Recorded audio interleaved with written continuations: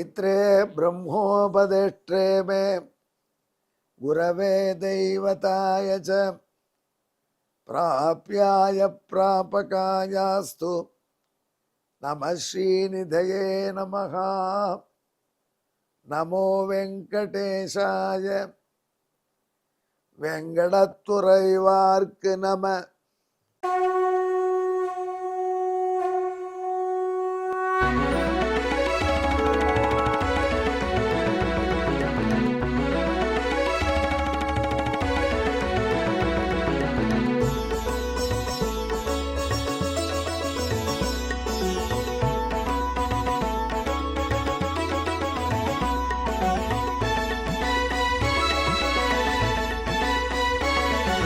सहस्रनामं सहस्रनामं श्रीवेङ्कटेश सहस्रनामं सहस्रनामं सहस्रनामं श्रीवेङ्कटेश सहस्रनामम्।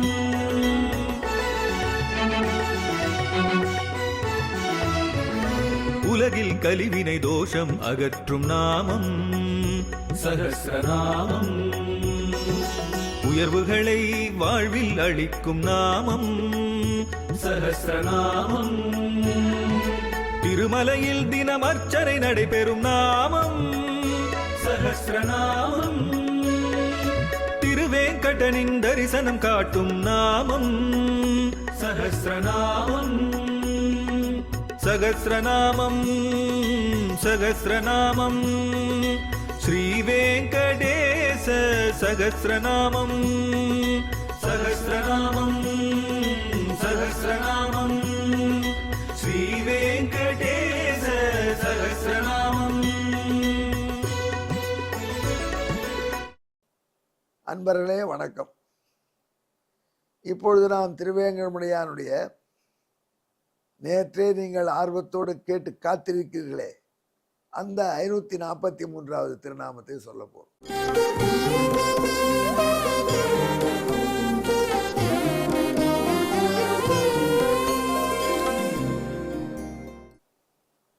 வசிஷ்டர் அவளோட பார்க்கிறார் நாரதரை. நீங்களும் அவளோட கேட்க காத்திருக்கிறீர்கள்.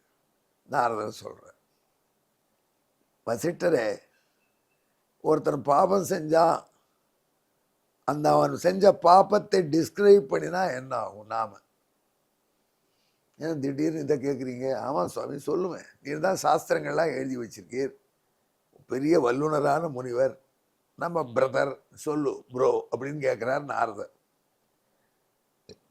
வசிஷ்டர் சொன்னார், ஒருத்தன் செஞ்ச பாபத்தை நாம் டிஸ்கிரைப் பண்ணினால், வர்ணித்தால், அந்த பாவம் உண்மையிலேயே செய்திருந்தானாயில் வர்ணித்த நமக்கு அந்த பாபம் வரும்.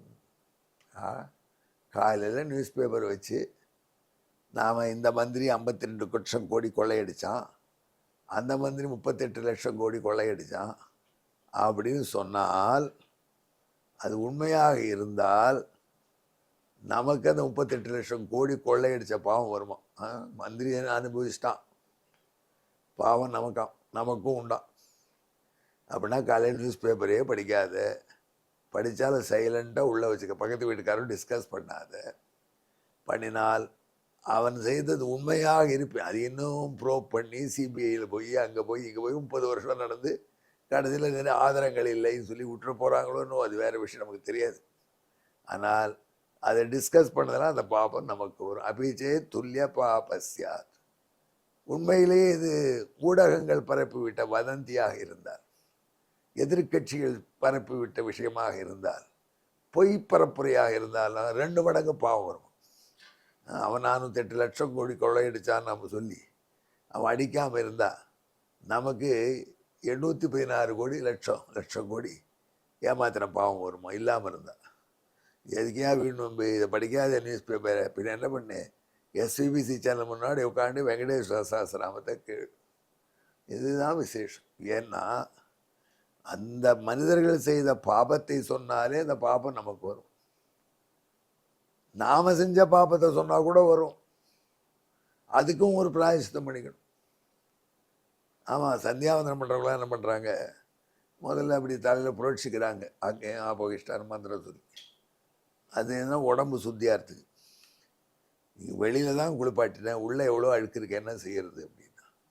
அதுக்காக பகவானே நான் என்னென்ன தப்பு செஞ்சேனோ, எந்தெந்த புலனால் கண்ணால் இன்னொருத்தர் மனைவியை பார்த்து இவ அழகாக இருக்காளே, நம்ம மனைவி இப்படி இருக்கக்கூடாதான்னு நினச்சது, காதால் அழகான சங்கீதத்தை கேட்டு இப்போ மனைவி பாடமாட்டாளேன்னு நினச்சது, இப்படி என்னென்னவோ பாவம் பண்ணேன், அந்த பாவமெல்லாம் மன்னிச்சுடுன்னு சொல்லணும்.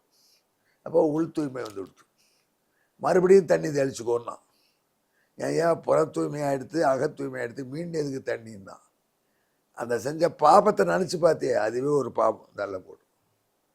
இப்படி இருக்கிறச்சே தினம் ஒரு மனுஷன் காலையில் என்ன பண்ணணும்னா திருட்டை பற்றி லெக்சர் கொடுக்கணும். காலையில் எழுந்த உடனே சொக்கட்டான் விளையாடுது, சீட்டாட்டம், சொக்கட்டான், அதை பற்றி டிஸ்கஸ் பண்ணணும். மத்தியானம் வந்துடுத்துனா திருட்டை பற்றி பேசணும். சாயங்காலம் வந்துடுத்துனா பிறன் மனைவியை பற்றி பேசணும். ஏன்னா இது சத்த முன்னாடி ஒன்று சொல்கிறேன், இப்போ ஒன்று சொல்கிற குழப்பறையேன்னா. கார்த்தால வேளையில் சூதாட்டத்துக்கு பேசணும்னா சூதாட்டத்தின் அடிப்படையில் வளர்ந்த இலக்கியமான மகாபாரதத்தை கார்த்தால கேட்கணும். மத்தியானத்தில் திருட்டை பற்றி பேசணும்னா வெண்ணெய் திருடிய கிருஷ்ணனுடைய திருட்டை பற்றி பேசணும். சாயங்காலம் பெண் கதையை பேசணும்னா இதிகாச சிரேஷ்டமான ராமாயணத்தில் சிறையிருந்த ஆளேற்றம் சொல்லித்தின் பிராட்டி சீதாதேவி வைபவத்தை சொல்லணும். காலையில் பாரதம் படி, மத்தியானம் பாகவதம் படி, ராத்திரி ராமாயணம் படின்னு சொல்கிறோம் இன்டைரக்டாக. அப்படி கார்த்தால பாரதம் படிச்சிட்டோம், மத்தியானம் கிருஷ்ணன் கதை சொன்னால் மொத்த திருட்டு தானே சொல்லணும். அப்போது நமக்கு இது திருடினா பாவம் வராதா அப்படின்னு கேட்டான். அதனால தான்ப்பா கிருஷ்ணனுடைய விசேஷத்தன்மை என்னென்னா, அவன் திருடியதை பற்றி நாம் சொல்ல சொல்ல நம்ம பாப்பம் நம்மளை விட்டு போயிடும். நாம் பண்ணியிருந்த பாவம். உலகத்தில் திருடன் பொருளை திருடுவான், அவன் செஞ்ச தெஃப்ட் திருட்டு இருக்கு என்ன செய்யும், அது ஒன்றும் செய்யாது. ஆனால் கண்ணனுடைய திருட்டு நம்ம பாவத்தை திருடின்னு போயிடும். திருடன் திருடுவான், திருடனுடைய திருட்டு திருடுவான். என்ன புரியலையாமா? திருடன் திருடின்னு போயிட்டான், கிருஷ்ணன் வெண்ணெய் திருடினான், அவன் வெண்ணெய் திருடினான் அந்த திருட்டை பற்றி லெக்சர் அடித்தால் அந்த திருட்டை சொன்னதுனால உங்கள் பாவம் திருட்டு போயிடும். அப்பேற்பட்ட தன்மை எம்பெருமானுக்கே உரியது. அதனால தான் அவனை நிரவத்தியன்னு சொன்னோம். இப்போ நிரஞ்சனன்னு சொல்கிறேன்னா அவன் செய்த பாபம் எதுவும் அவனை ஒட்டாது. நீங்கள்லாம் பாபம்னு நினச்சிருக்கீங்களே, அவனை ஒட்டாது. ஆனால் அன்பர்களே, நீங்கள் அந்த பாபத்தையே உன்னியாசம் பண்ணினால் உங்களுடைய பாபமும் உங்களோட ஒட்டாது, உங்கள் பாபமும் ஒட்டாது, பழைய பாபத்தையும் எடுத்துட்டு போயிடும். அது எனக்கு கிருஷ்ணன் செஞ்ச திருட்டு பண்ணிட்டோம் அப்படி, மற்றவங்க திருட்டு தரோம் அப்படி இல்லையன்னா, அது எனக்கு கிருஷ்ணனுக்கு மட்டும் ஸ்பெஷாலிட்டியாக ஒரு தன்மை இருக்குது. இதை பற்றி நான் முன்னே உங்களுக்கு சொல்லியிருக்கேன், ஞாபகம் இருக்கா? வீட்டல்வா கதை. ஒருத்தர் வீட்டுக்கு வந்தார், அந்த அம்மனி என்ன பண்ணாங்க, அவருடைய ஃப்ரெண்டுடைய மனைவி கொஞ்சம் வீட்டிலேயே பண்ண வீட்டல்வா சாப்பிடுன்னு கோதுமை அல்வா கொடுத்தாங்க. நல்லா பிரமாதமான கோதுமை அல்வா, நல்லா கிளறிக்கா பொறுமையாக. அந்த அம்மா சம்பா கோதுமையை ஊற வச்சு புளிக்க வச்சு அதை அரைச்சி அந்த பாலை பிழிஞ்சு அதை பெரிய உருளியில் வச்சு அந்த பால் புளிக்காமல் கிளறி கிளறி கிளறி கிளறி சர்க்கரையை போட்டு பூ போட்டு பச்சை கற்பூரம் மிதமாக போட்டு அப்புறம் முந்திரி பருப்பு பொன்வரலாக வறுத்து அது மேலே போட்டு தட்டில் போட்டு அதை அப்படியே ஸ்லைஸ் பண்ணி 4 ஸ்லைஸ் அவர் கொடுத்துறாங்க. அது மேலே நெய் அப்படி குத்திருக்காங்க, அப்படியே கொஞ்சம் மேலே நெய் பூத்து இருக்காங்க. அந்த பார்த்தா கிறிஸ்டல் கிளியராக இருக்கு அல்வா. அப்படி சாப்பிட்றார். சாப்பிட்ட உடனே கையெல்லாம் நெய் பசை பிசுக்கு. அந்த அம்மா சொன்னாங்க, அந்த போய் வாஷ் பேஸில் கொஞ்சம் கையில் பிங்க, கையில் மேலாலும் போகாது, இருந்தால் கொஞ்சம் சபீனா போட்டுக்குங்க, சபீனாவை தேய்ச்சி அலம்பிக்குங்க அப்படின்னார். சரி, நான் போயிட்டு அலம்பிட்டார். அவர்கிட்ட தொடச்சிட்டு பார்த்தா வந்து இந்த நெய்யெல்லாம் இங்கே தானே போயிருக்கு வாய்க்குள்ளே, அதெல்லாம் கொஞ்சம் நாக்குக்கும் கொஞ்சம் சபீனா போட்டு அலம்பினா என்ன. அந்த அம்மனிகிட்ட சொன்னார், சபீனா கொஞ்சம் கொடுங்க, நாக்கு கொஞ்சம் போட்டுக்கிறேன். எதுக்கியா? நாக்கில் பிசுக்கு இருந்தால் நாக்கில் பிசுக்கு வராது. பகவான் அந்த நாக்கு அப்படி படைச்சிருக்கான். நாக்கில் நெய் பிசுக்கு வந்தால் அப்புறம் நெய்யை சாப்பிட முடியும். கையில் நெய்யை தொட்டால் கையில் பிசுக்கு. கை இந்த உடம்புல தான் இருக்குது, நாக்கு இந்த உடம்புல தான் இருக்குது. நாக்கு மட்டும் டிஃப்ரெண்ட் மெட்டீரியல் ஆகிருக்கு. அந்த நாக்கில் அந்த அல்வா பிசுக்கு ஒட்டிக்கிறது இல்லை. அது இறைவன், அதையே இறைவன் தானே படைச்சான். அந்த இறைவன் திருடினாலும் திருட்டு அவனை ஓட்டுறதில்லை, குற்றமற்றவன்னு சொல்கிறான். அந்த திருட்டை சொன்னால் நமக்கு திருட்ட சொன்ன பாவம் வருதில்லை, நம்ம பாவமும் போகிறது. அதனால் பகவானுக்கு நிரஞ்சனன் என்பதாக பேர். நாரதர் வசிட்டு இப்போ புரிஞ்சுதான் வசிட்டரேன்னார். என்ன இருந்தாலும் நாரதர் நீ பெரியாள் தான் சுவாமி, நிறைய சொல்கிற விஷயம் வசிஷ்டர் ரசித்தார். இப்படி எம்பெருமான் திருவேங்கடமுடியான் நிரஞ்சனன். நம்மையும் நிரஞ்சனாக பண்ணுவான், நம்ம மீது பாபங்கள் ஒட்டாதபடி. தாமரையிலை தண்ணீர் போல தாமரையில் தண்ணீர் ஒட்டாதபடி, பாவங்கள் நம் மீது ஒட்டாதபடி பாதுகாத்து அருள்வான். அதில் நிரஞ்சனன் என்று எம்பெருமானுடைய திருநாமத்தை ஜபியுங்கள். இதுதான் இந்த 543வது திருநாமம். இதற்கு பின்னணியான ஸ்லோகத்தையும் கேளு.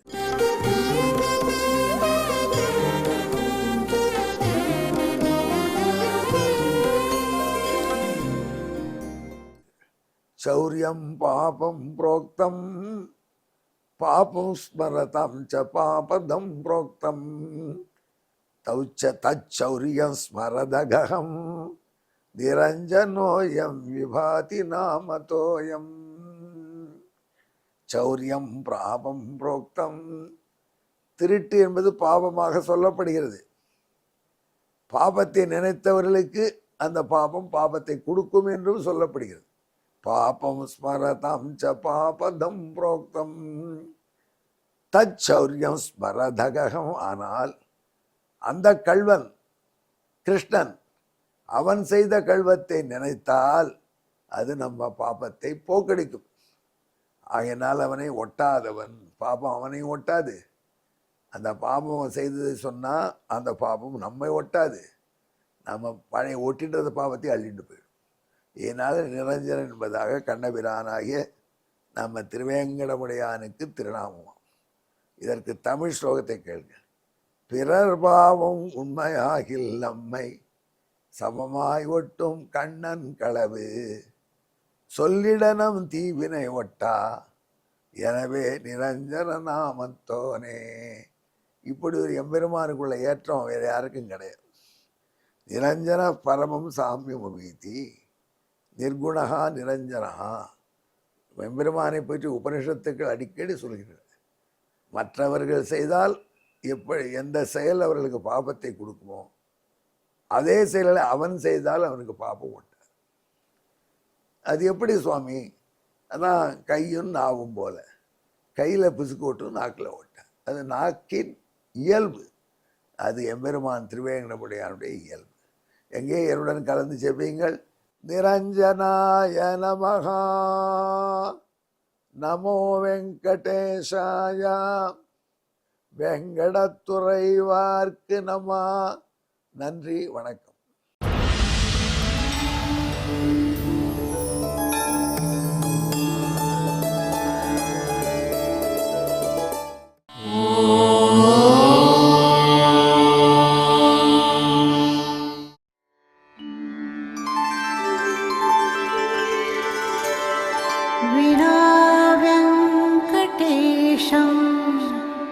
ननाथो ननाथः सदा वेङ्कटेशं स्मरामि स्मरामि. हरे वेङ्कटेश प्रसीद प्रसीद. प्रियं वेङ्कटेश प्रयच्छ प्रयच्छ.